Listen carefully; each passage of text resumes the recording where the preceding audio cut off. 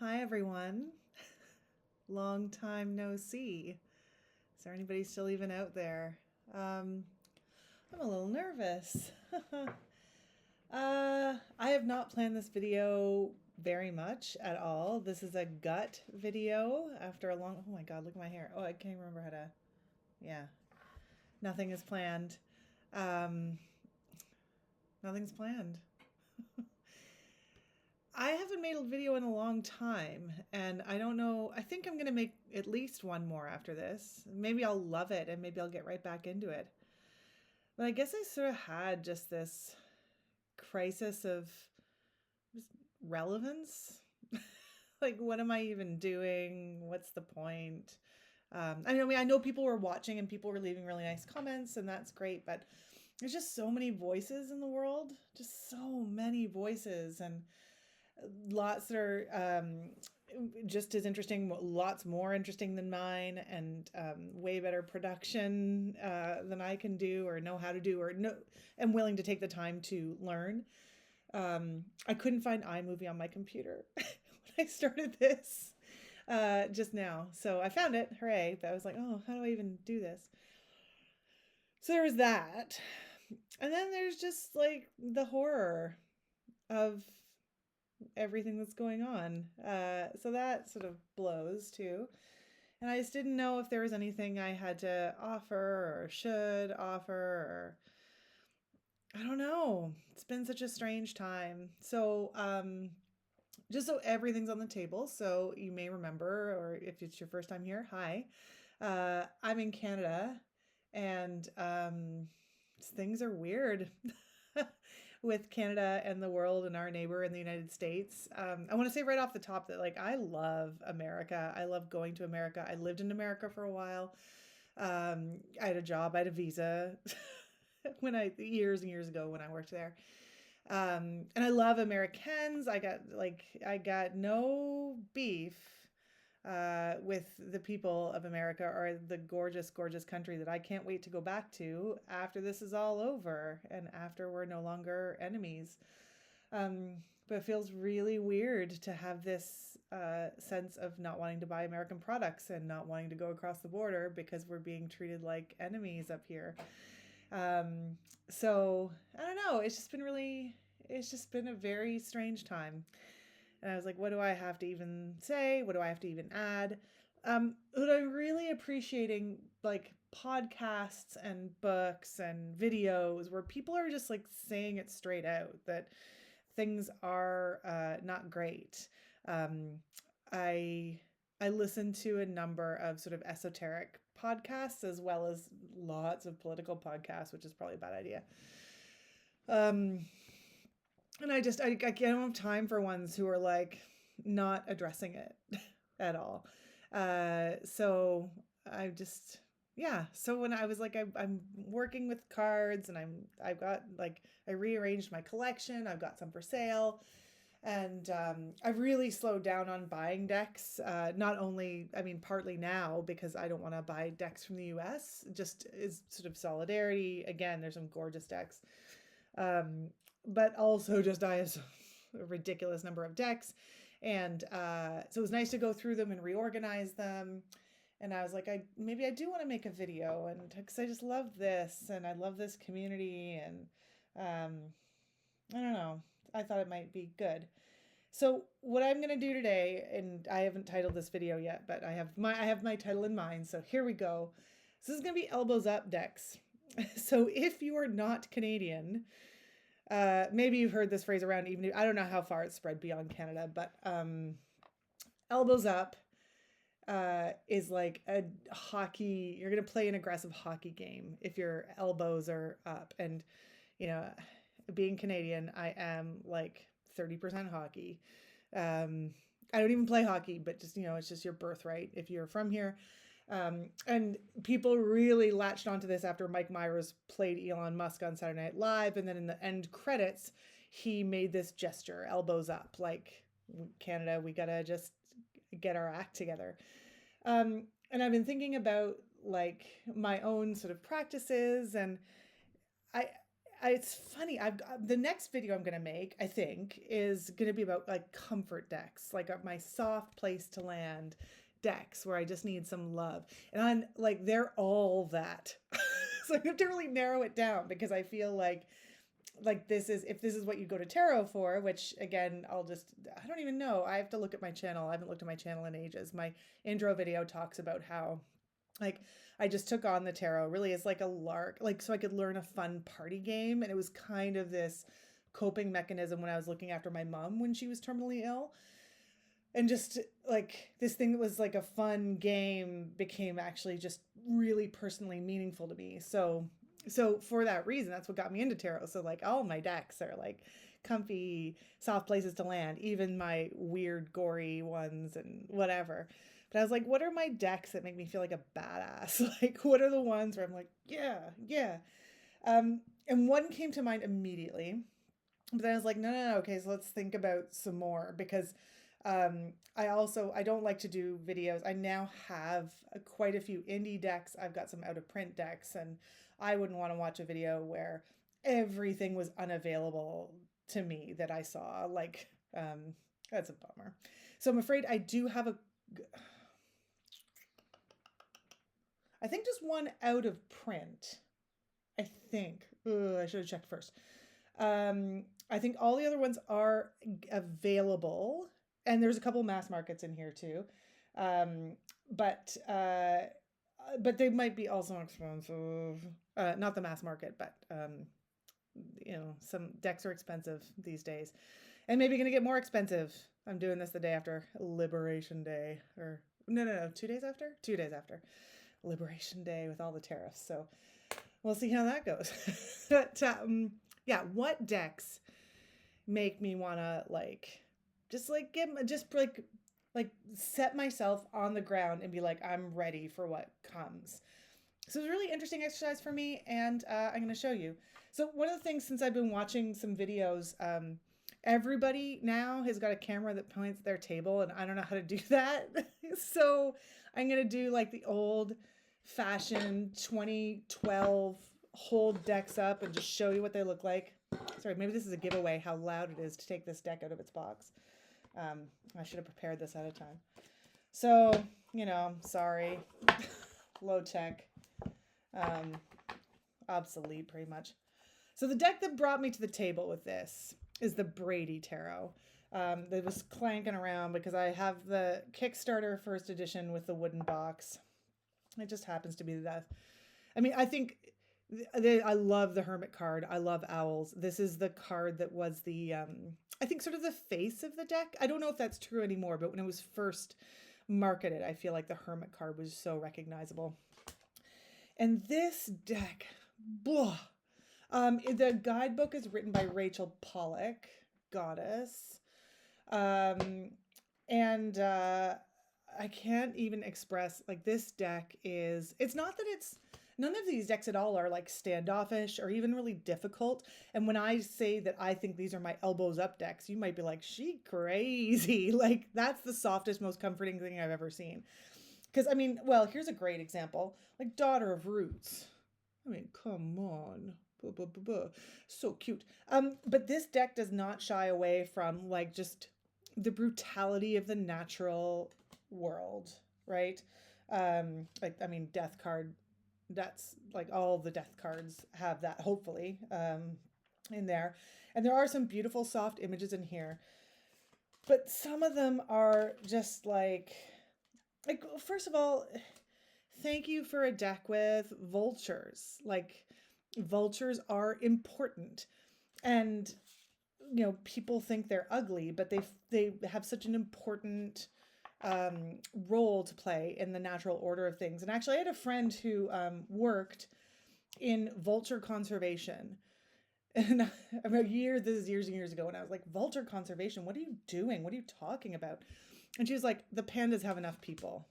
The whales are fine. They're not fine, but like, it's easy to get support for those animals. But it's like the homely ones or the ugly ones, like, who's looking out for them? Okay, so this devil card is a great example. It's going to be impossible to see, and I don't want to I don't want to go too much into it because maybe it'll demonetize me. But the devil is like actively pleasuring himself on this card, right? Which is like just a function of nature. This happens, but here's another function of nature. Oh my God. Sorry. Jeez. Okay, keep moving along. Moving along. Anyway, like there's like skulls and like death and sex, and like this is just a no holds barred deck. If you are not familiar with this deck, this is the first edition with the borders. And the subsequent editions have, oh my gosh, sorry, the cat is all over me here. They don't have borders, and a lot of people were really happy about that. So there's been a subsequent edition came out on Kickstarter like years ago. And then a third one, I backed that deck, and I don't really keep up on Kickstarter things. I find it just whatever. Brady's a great artist and a great business person, and it'll get here when it gets here. But I largely backed that one, not because it got rid of the borders, but because I just love this deck so much, and I just really want to support this artist. I don't really need 2 copies. It was sort of a moment of weakness, maybe. But this is a badass deck, and it makes me feel badass when I use it. I don't read for anybody else with it. This is a conversation that this deck and I have, and it's just so raw. It's just raw. I love it. Okay, so that's the Brady. So yeah, I think so. My understanding is this Kickstarter is like, I haven't gotten my my copy from the 3rd Kickstarter yet. But I think there's probably going to be some available, so I'll check out our website. I'll put it up when I'm putting all this together. Okay, we might as well do this. I'm really sorry about this because this is my out of print one. Once again, I should have pre-opened the decks because I'm terrible with tuck boxes. My tuck boxes all look like garbage. It's the Spolia. I'm sorry, it's out of print. I think it's probably in high demand. Oh my God, I'm so sorry. I'm terrible at this now. This one, my cat's knocking stuff off the desk. What a disaster. Should I even put this up? This is the 2nd edition of the Spolia, and I think there were only 2 editions. And then it's no more, as far as I know. And there's nothing actually particularly about the image. Well, no, a lot of these images make me feel like a badass, actually. But this was a collage deck where the creator, I'm going to now have forgotten the name. Is it Jessica Crispin? Yikes. I should have looked it up first. Anyway, the creators, like the artist snipped out the collage pieces and then like went to Kinko's or wherever. Like it was a very hands-on, fingers digging in the dirt process, and I think that is badass. I just love that history of this deck. I think it's such a cool reader. It's got a bazillion cards. I think you saw there's all the astrological signs in here. I think maybe I held up Sagittarius first. I might be wrong about that. It's so good. Yeah, one of the biggest changes since I started tarot has been my my real turnaround on collage decks. At the beginning, I hated them, and now I love them. And there's actually a really cool collage deck right now. It's got a funny name. I might back it on Kickstarter. It's a Canadian artist. It's like what is the name? I'm so sorry. I'm letting you, whatever. I'll link it. I'll link it. But that's the Spolia. If you can get your hands on it, I recommend it. I do apologize for showing an out of print deck. It's absolutely massive, as you can see. And that's partly thick cardstock, but still, there's a lot of bang for your buck in this deck. And it makes me feel like a badass. Oh, did I show the backs? Did I show the backs of Brady? I did, yeah. Okay, Allison, get it together. Okay, so the next one I'm going to show you. Now, this is an indie deck, but it is available on Etsy, as far as I know. This is the Green Menagerie Tarot. And That's the back, and it's lovely. And I guess this sort of follows along with my collage deck idea. This is a menagerie deck. So um, the styles are very different. So this happens to be a Rider-Waite-Smith card. Here's the 4. Oh, it's funny. I got a bunch of cups here all in a row. I might have been doing something with this one. Let me play something. Oh, say, so here's the 6 of Swords. Here's the 8 of Swords. So the cards have very different styles. Oh yeah, 10 of Pentacles, all pippy. But they were all put together by the same artist. I have one collaborative deck with different artists. I've talked about that if you want to look up my video on the Allura Tarot. Isn't that a badass card? I don't really use it. I don't really love it. It's special to me because it's an Ontario deck, which is not far from where I live. So I like it for that. But this one, because it was all overseen by the same artist, I feel a cohesiveness and a unity here that I don't with the other deck. And the badassness is like, it's still a surprise to me, this deck, right? Like, even when I know obviously I know what the 8 of Wands is, but I don't know if I'm going to get a Rider-Waite-Smith. I don't know if I'm going to get something different. Let me find another. Oh, here's another really different one. So I tried, I had for a long time, I was a backer of the Alleyman, is that what's called? The Alleyman Tarot. And I eventually sold it. Like, I couldn't do anything with that deck. I thought the concept was cool. This sort of magpie deck from all over the place. No, nothing for me. But this does really work for me. Oh yeah, so we can see all these difference. And there's always one. Like, I actually don't really like the Hierophant. I could get it, but I really like the Emperor though. Oh, and I like the Empress. I'll show you that too, just for funsies. Right? So it's very cool. So because it's an indie deck, the production quality is fantastic. The cards are matte. It's gilded, but it's not shiny gilded. So it's the green that matches, but it's nice and matte, which I like.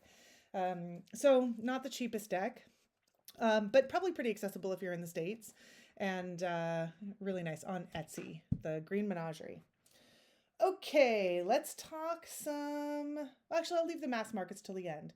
So I've got 3 more of these decks. Oh, forgot a little Green Menagerie escape artist there. Okay, so my masked market decks, I've talked about this one before, and it's not at all... I don't know why it makes me feel like such a badass, except... like, it's the tattoo tarot. Like, you can find this everywhere. It's so cheap. Oh, so it's really glary. Anyway, where it's all shiny there, it says tattoo tarot. It's getting dark out here, so my light's adjusting, I think. That's the backs. I actually really like these backs. I think they're very cool. And I don't have any tattoos, so maybe that's why I think it's like edgy in the style. I don't know, but I also think this deck is so sexy, and I don't know why. And I've seen other people say it online. The first time I said it, I finished the video, and I was like, I'm so embarrassed. Like, what a weirdo I am. It's not even necessarily like, sure, he's sexy, but I've like seen other sexy figures on the deck before. But like, this is a sexy Pip. Like, I can't, like, what a sexy 2 of Wands. Like, I don't even know what I'm talking about. But I think this is a badass deck, and it makes me feel like a badass when I use it. I think the traditional styling makes me feel like an old-timey fortune teller, kind of. I love the color palette. I love the cardstock. It did, of course, develop that irritating bow that sometimes comes in cards. Like, if I hold it up, you'll see it for sure. Maybe you won't. I don't know. Can you see how it's sort of bowed there? That's a bit annoying. Like, sexy queens, sexy death. Like, I don't know. Like, Hierophant sexy. What is happening? I don't understand it about myself. But it's just a banger. And it's so cheap. It's easy to get your hands on. And the funny thing is, too, I don't know if it's just my reaction to it, because I see this for sale secondhand all the time. And I would never, it never even occurred to me, even when I went through my big recent deck purge, I'm trying to unbend them right now, to ever sell this one. So I don't know. I don't know what it is about this deck that works for me so well. But I love that I've got a super cheapie on there, because I know that my collection is now skewing more towards the indie slash hard to find. Excuse me. Oh, sorry, I knocked my computer. Everything is unprofessional. Okay. My next mass market one that makes me feel like a badass, and this one I don't know if I can explain why. It's the William Blake Tarot. The William Blake Tarot of the Creative Imagination by Ed Buren. Buryn. Buren, I think is how I would say it. I love poetry. William Blake was a poet that really moved me when I was in high school. That sounds like a dig in a way, but like it still does. But I feel like I discovered William Blake in high school. And this is a mass. I just got this deck from Amazon. I'm assuming it's still in print. I don't know what makes this different. This is the illuminated 3rd edition. And I think the difference is maybe the colors are more saturated, but I've never had any experience with the 1st or 2nd edition. So I actually don't know what that means. It is gilded, and I hate that. Look at that. Look at that. Oh my God. My brother once went to see Dolly Parton. This is a total side story. I went to see Dolly Parton in concert, and he was really, really far away from the stage. And he took a photo of her, and it was hilarious because, like, that's what she looked like. She was wearing so many sequins that she was just this, like, glorious, glowing orb. You couldn't see, and she was a perfect circle. It was so funny. Anyway, I hate the gilding. It's sharp. It's flaking off. Gilding. I don't need it, guys. I don't need your gilding. This one happens to be in order because I was doing some journaling with it. But I think this is such a cool earthy deck. Now, these art pieces are not stroke for stroke William Blake's paintings. The creator has collaged them together, different pieces to suit the cards. And he's also renamed the cards. So we have, oh shoot, what's the major arcana? I better look this up because it's actually very cool. So here's the book it comes with it. It's pretty chunky for a little white book. He has this great quotation from William Blake in the introduction. I must create a system or be enslaved by another man's. I will not reason and compare. My business is to create. And that's what the author has really done here. So he's taken these pieces. It said we should look at this deck as a collab between William Blake and Ed Buren. Oh, the triumphs. The major arcana is called the triumphs. So instead of the Fool, we have eternity. Eternity is its own card. Instead of the Fool, we have innocence. Instead of the magician, we have magic. Instead of the high priestess, we have mystery, right? So it's definitely related, but it's its own thing.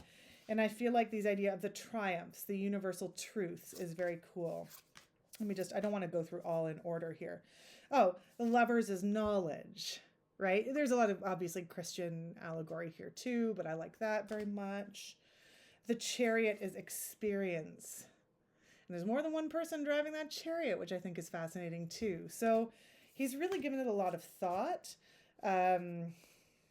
The devil card is error, which I think is interesting. I don't know that I totally am on board with that, but I think it's interesting. Moon card is gorgeous, as moon cards always are. Okay, and then we've got our minor arcana. So we've got painting. And then there's a keyword for each one.